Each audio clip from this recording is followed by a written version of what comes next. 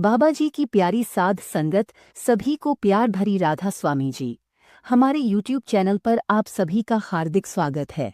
यह चैनल आपकी आत्मा को परमात्मा से जोड़ने, वे सत्संग का महत्व समझाने और भजन सुमिरन के माध्यम से जीवन को आध्यात्मिक रूप से समृद्ध बनाने का माध्यम है। आपसे अनुरोध है कि हमारे चैनल को लाइक और सब्सक्राइब करें ताकि इस ज्ञान का प्रकाश अधिक से अधिक लोगों तक पहुंच सके। आज की साखी भक्त त्रिलोचन जी की साखी। जब भगवान भक्त के घर नौकर बनकर आए। अनेक वर्षों से रोते हुए भक्त त्रिलोचन जी का बुरा हाल था। आज रोते हुए भक्त नामदेव जी से कहने लगे, नामदेव, तुम तो मेरे दोस्त हो ना, फिर भी कितने निष्ठुर हो और कितनी बार तुमने परमात्मा का दर्शन किया है। उसके बाद भी कभी उनसे यह नहीं कहा कि त्रिलोचन से भी मिलकर आओ। मेरे मन में कितनी इच्छाएं हैं, परमात्मा मेरे घर आए, मैं उनकी सेवा करूं। क्या मेरी पुकार को परमात्मा नहीं सुनता है?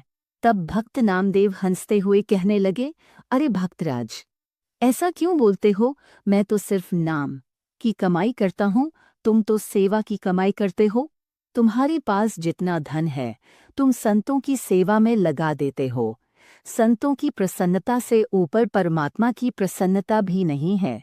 तुम्हारे ऊपर तो संतों महापुरुषों का आशीर्वाद है। तुम योग्य हो, तभी तो गुरुदेव श्री ज्ञानदेव महाराज जी ने तुम्हें अपना शिष्य बनाया है। तुम मेरे गुरु भाई हो, मुझे ऐसा उलाहना क्यों देते हो? तब भक्त त्रिलोचन जी रोते हुए कहने लगे, मैं कितने वर्षों से भगवान का इंतजार कर रहा हूँ। एक बार भी भगवान को ऐसा नहीं लगा वह मेरे घर भी दर्शन देकर जाएं। भक्त नामदेव जी कहने लगे, तुम चिंता न करो, अब जब मेरा परमात्मा से मिलना होगा मैं उन्हें कहूँगा कि त्रिलोचन भी आपको बहुत याद करता है, उसे दर्शन देकर आओ। दिन व्यतीत होने लगे। एक दिन नामदेव जी कहीं यात्रा पर जा रहे थे। मार्ग में रास्ता भटक गए। अब मार्ग बताने वाला तो कोई था नहीं। उस मार्ग के चौराहे पर एक मूर्ति स्थापित थी। अब नामदेव जी तो पूर्ण भक्त थे। किसी राजा की वह मूर्ति थी। उस मूर्ति को देखकर कहने लगे, वाह परमात्मा, आज तो इतना सुंदर रूप बना रखा है और मैं मार्ग में भटक गया हूँ। तुम यहाँ तलवार लेकर खड़े हो, जल्दी से बताओ मैं किस ओर जाऊं? मुझे उस गांव में जाना है। तब उसका मार्ग कहाँ से पड़ेगा? कहते हैं नामदेव जी की पुकार सुनकर वह जो राजा की मूर्ति थी उसमें से साक्षात परमात्मा प्रकट हो गए। उस मूर्ति से निकलकर भक्त नामदेव जी को परमात्मा ने मार्ग दिखाया। अब जैसे ही भक्त नामदेव जी अपने मार्ग की ओर बढ़ने लगे, तब उन्हें याद आ गया कि भक्त त्रिलोचन जी ने कहा था, परमात्मा से पूछ कर रखना मुझे दर्शन कब देंगे। नामदेव जी भगवान श्री कृष्ण से कहने लगे, अरे रुकिए, इतनी जल्दी जाने की नहीं है। मेरी एक बात सुनिए। मेरा जो मित्र है भक्त त्रिलोचन, वह आपका सच्चा भक्त है। वह पूछ रहा था, कभी उसका भी भला करो, कभी उसको भी दर्शन दो। श्री कृष्ण ने हंसते हुए कहा, मैं उसके पास अवश्य जाऊंगा, बस उससे कहना मुझे पहचान ले। ऐसा कहकर भगवान अंतर्ध्यान हो गए।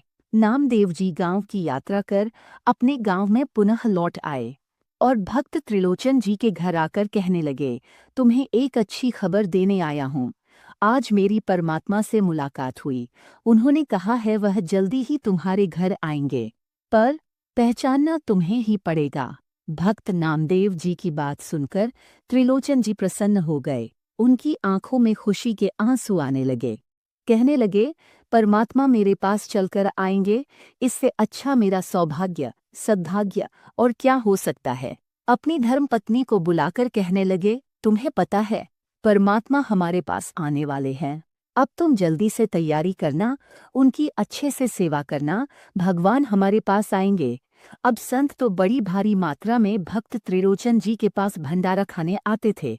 एक दिन त्रिलोचन भक्त की धर्मपत्नी जी ने कहा, इतनी अधिक मात्रा में संत हमारे पास आते हैं, कोई नौकर हो तो काम बढ़िया हो जाए। बिना नौकर के मैं अकेले सारा काम नहीं कर पाती। आप कुछ प्रयास करो, किसी नौकर को लेकर आओ जो घर में मेरी सहायता करें। आजकल नौकर मिलना कठिन हो गया है और ईमानदार नौकर मिलना तो और भी अधिक कठिन है, पर मैं प्रयास करता हूँ। कोई मिल जाए तो उसे अवश्य लेकर आऊँगा। पैसों की तो कोई कमी थी ही नहीं। एक दिन प्रातः काल भक्त त्रिलोचन जी संतों के भंडारे के लिए सब्जियां लेने गए। तब उस सब्जी मंडी में एक नौजवान भागता हुआ भक्त त्रिलोचन जी के पास आकर कहने लगा, अरे सेठ जी, मुझ पर दया करो।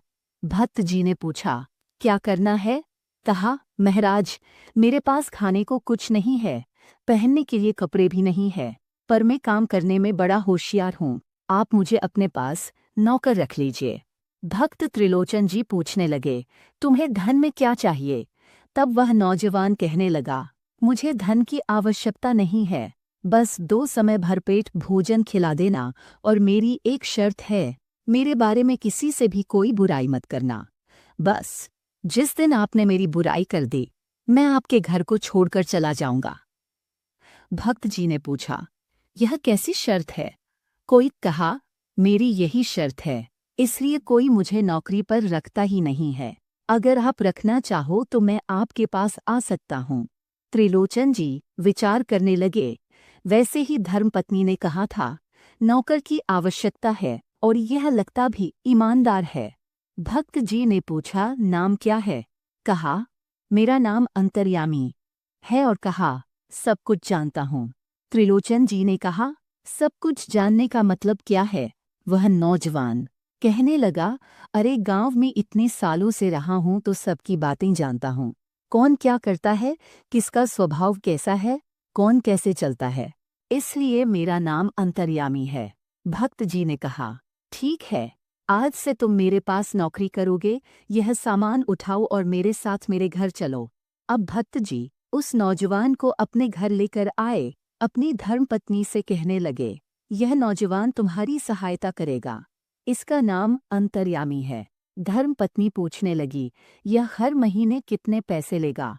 तब वह नवयुवक कहने लगा, अरे माता जी, पैसों की आवश्यकता नहीं है, मुझे भरपेट खाना खिलाना, आपने भोजन करा दिया, मैं तृप्त हो जाऊंगा। मुझे भोजन के अतिरिक्त पैसों की आवश्यकता है ही नहीं, बस प्रेम से रखना, किसी को मेरी बुराई ना करना। अगर किसी के पास मेरी बुराई करोगी तो मैं गायब हो जाऊंगा। उस नौजवान की बातें सुन भक्त और भक्तानी प्रसन्न हो गए। अब वह भी मन से काम करने लगा। संतों की जितनी बड़ी मंडली घर पर आती, भक्त त्रिलोचन जी उनको भोजन खिलाते। यह नौजवान जल्दी से जल्दी सामान लेकर आता, सब्जियां काट कर देता, भोजन बना देता, और भी जितना समय बचता उसमें घर की साफ सफाई भी कर देता। भक्त जी और भक्त की धर्मपत्नी दोनों इस नौजवान से बड़े प्रसन्न थे।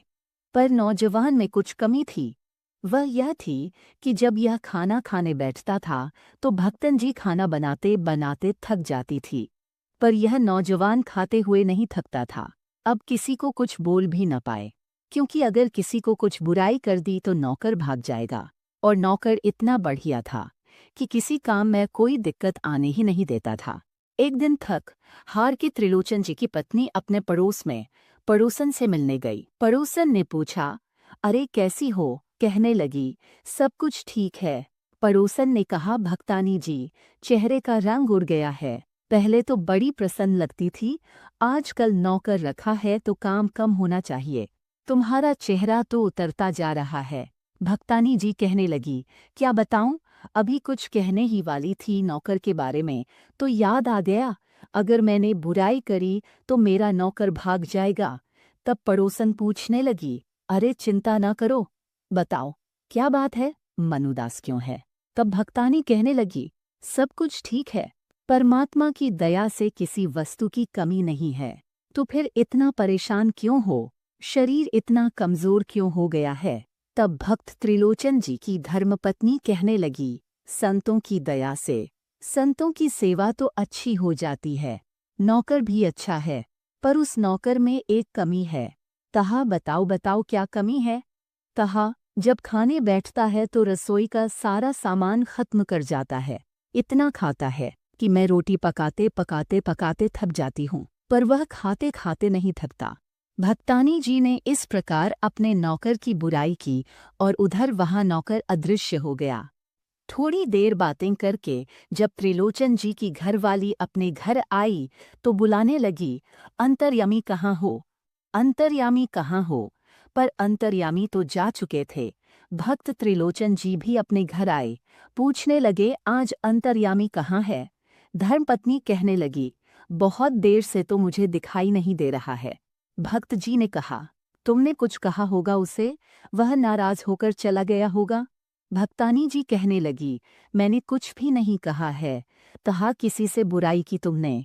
बोली, हाँ, आज मेरे से बुराई हो गई थी। मैं अपने पड़ोस में अपनी सहेली के पास गई थी। उसने पूछा, कमजोर क्यों लग रही हो? मैंने उससे कहा, जब यह नौकर भोजन खाना प्रारंभ करता है तो इतना खाता है, मैं पकाते पकाते थक जाती हूँ। यह खाते नहीं थकता। त्रिलोचन जी का इतना सुनना था तो आंखों में आंसू आ गए। कहा, तुमने यही तो गलत कर दिया। उसने पहले ही कहा था, अगर तुम उसकी बुराई करोगी तो वह चला जाएगा। अब इस प्रकार भक्त जी का और भक्तानी जी का झगड़ा चल ही रहा था। तभी नामदेव जी बाहर से गुजरे। नामदेव जी पूछने लगे, त्रिलोचन जी ठीक हो? अब तो तुम्हारे घर नौकर भी आ गया है, अब तो भक्तानी जी प्रसन्न होंगी। नामदेव जी को देखकर त्रिलोचन जी भागते हुए नामदेव जी के चरणों में जाकर कहने लगे, अरे आज ही इसने नौकर को भगा दिया है। इतना प्यारा था, इतना दयालु था, सारे काम खुद ही कर देता था। मैं भगवान की पूजा करना प्रारंभ करता था, उससे पहले ही भगवान को स्वयं पहरा देता था। नामदेव जी त्रिलोचन जी की बात सुनकर हंसने लगे और पूछने लगे, कहाँ गया? भाग गया। नामदेव जी और जोर से हंसने लगे। त्रिलोचन जी कहने लगे, आप मेरे मित्र हो, मैं आपको अपनी व्यथा बता रहा हूँ कि मेरा नौकर भाग गया है और आप प्रसन्न हो रहे हो। नामदेव जी कहने लगे, त्रिलोचन जी आप अपने नौकर को पहचान ही नहीं पाए। वह तुम्हारा नौकर नहीं, वह सारे जगत का मालिक, वह परमात्मा तुम्हारे पास संतों की सेवा करने आए थे, तभी तो उन्होंने अपना नाम अंतर्यामी बताया था। वह तुम्हारे घर रहते थे। तुम्हारी धर्मपत्नी ने उसकी बुराई दूसरे घर में की, तब भी उसने सुन ली। इतनी दूर बताओ कोई किसी की बात सुन सकता है? जब भक्त नामदेव जी ने इस प्रकार कहा कि परमात्मा तुम्हारे घर नौकर बनकर आया था, तो भक्त और भक्तानी जी के नेत्रों से आंसू आने बंद नहीं हो रहे थे। कहने लगे, हमसे बड़ा अपराध हो गया है। हमें परमात्मा की सेवा करनी चाहिए थी, पर हमने कितना बड़ा अपराध किया है। परमात्मा को संभाल नहीं सके। परमात्मा जो सबको भोजन खिलाते हैं, हम उसे भोजन खिलाते थे, तब भी हमारा मन उसके प्रति बुरा भाव रखता। अतः परमात्मा हमें क्षमा करें। नामदेव जी एक बार पुनः भगवान जी से प्रार्थना कीजिए, हमें दर्शन देने आए, हमें दर्शन देने आए, हमारी भूल क्षमा करें, नहीं तो यह जीवन व्यर्थ चला जाएगा। नामदेव जी कहने लगे, चिंता न करो, वह परमात्मा यही मौजूद है पर तुम्हें दिखाई नहीं दे रहा है। सच्चे दिल से प्रार्थना करो, वह पुनः प्रकट हो जाएंगे।